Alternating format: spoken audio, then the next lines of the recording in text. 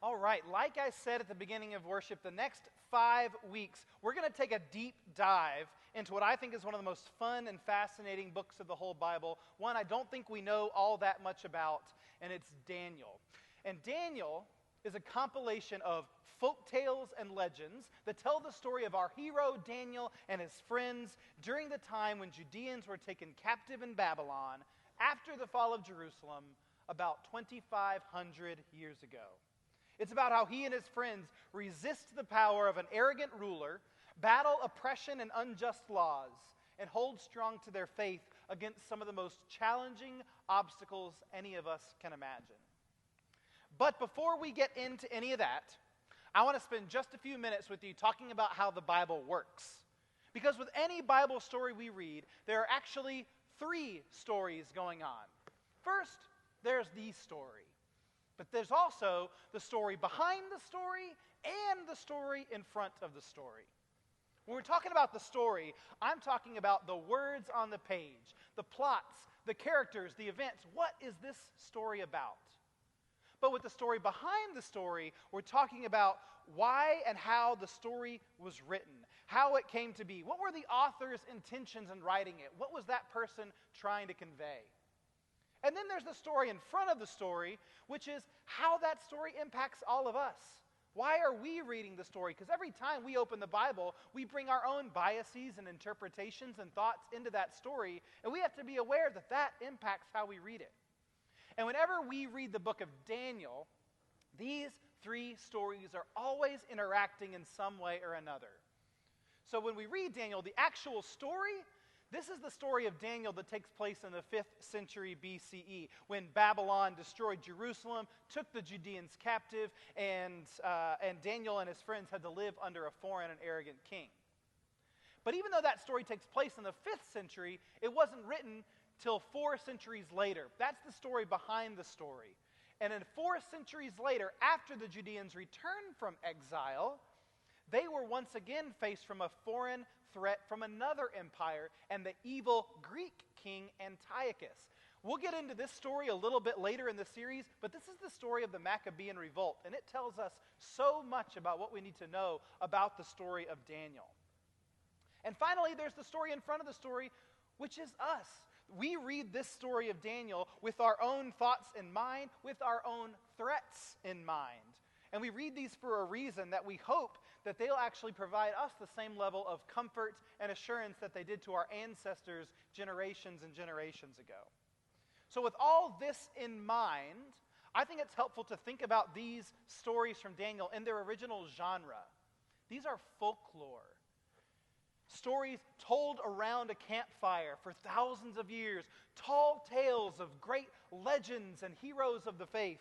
And because of that, we really can't say with any certainty whether or not these events actually happened, whether they're based on real events or real people. And frankly, the historical record doesn't match up very neatly with some of these stories. But that doesn't make them any less true. We don't read the stories of Daniel because they get every detail right. We tell these stories now because they teach us something about ourselves. They give us lessons, and they give us comfort and hope and assurance in the challenges and the obstacles that we are facing, just like they gave assurance to our ancestors in faith thousands of years ago. So as we go through the entire series of the book in Daniel, these are just the things to keep in mind as to how we are reading these Bible stories. So that's the background for the whole series. And now we can dig a little bit into this first story from the book of Daniel. This is where Nebuchadnezzar, the powerful, arrogant Babylonian king, has a dream. He is one of the main villains of the book. And he dreams about a statue made of different elements of descending value. Gold head, silver torso, bronze thighs, legs of iron, and feet a mix of iron and clay. And he is tormented by this dream because he is afraid of what it might mean for him. That his big, strong, powerful empire might be built on a weak foundation. After all, what would a powerful, arrogant king fear the most but losing his power? A quick aside about dreams. I think we often don't understand dreams. It's not things we talk about in the church all that much. I think we still have a lot to learn about dreams. I think science still has a lot to learn about dreams. So rather than just talking about the events of dreams, I also think it's helpful to talk about the way dreams have power over us. Because dreams do have power. Dreams have the power to frighten us, or to comfort us, or to inspire us. Dreams have the power to change the way we think, even change the way we live. And as much as dreams have power over us, though, we don't have power over dreams. And when Nebuchadnezzar has this troubling dream, he calls on not just the top interpreters of Babylon, he calls on the top interpreters of the world, the astrologers and the enchanters and the wise men and the Chaldeans. He gathers every single person of the world and tries to harness the power of the dream, and none of them can do it. And just before the king is about to fly off into this violent rage, Daniel the Judean volunteers at taking a shot at interpreting the king's dream. And this is what Daniel tells the king. He tells the king that the statue in the dream is actually a political vision about which empires will hold power of the world and how long they will hold it. The gold head, that's Babylon. The silver torso are the Medes. The bronze thighs are the Persians. The iron legs are the Greeks. And, I got another slide coming up for you. And the feet are a mix of iron and clay. And that last image represents the split Greek empire of the first century between the Ptolemies and the Seleucids. And the Seleucids were the empire that was terrorizing the Judeans in the first century at the time when Daniel was written. And finally, all of these great, massive empires are taken down by a single stone, which causes the whole statue to crumble. So it seems like the author of Daniel, writing under the foot of empire, wants us to know that because of their lust for power, all empires will eventually come crashing down. So this story and this dream is all about power and holding on to it. Because part of being human is to obsess over power. Nebuchadnezzar is so worried about his own power that he calls on the power of the world to help him interpret his dream, and when they can't, he uses his power. The part we didn't read today said, Nebuchadnezzar threatened to tear the people limb from limb and have their houses burned to rubble.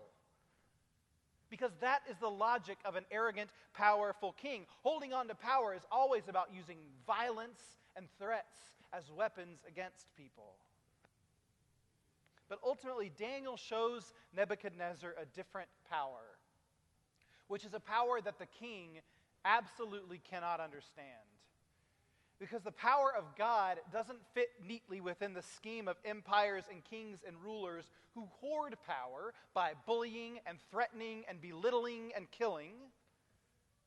And so the story in front of the story for us, is that anyone who gains and holds power by brute force and oppressive means will inevitably lose it. Any power created by violence and treating others as less than human will crumble with a single stone.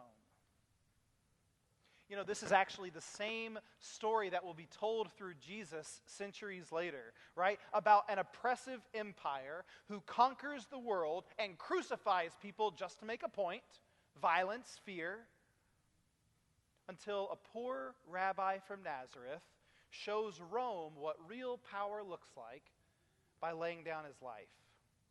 And even on the cross, the soldiers of Rome are yelling at Jesus to use your power for your own good. Help yourself. But Jesus refuses, showing us that the real power, the greatest power, comes through sacrificial love. And that has the power to overcome whatever torture the empire can come up with, even death itself. And so for us, the lesson of Daniel couldn't be clearer, that if we seek power over others through coercion or violence or belittling, that power will not last. That power will not gain us the world.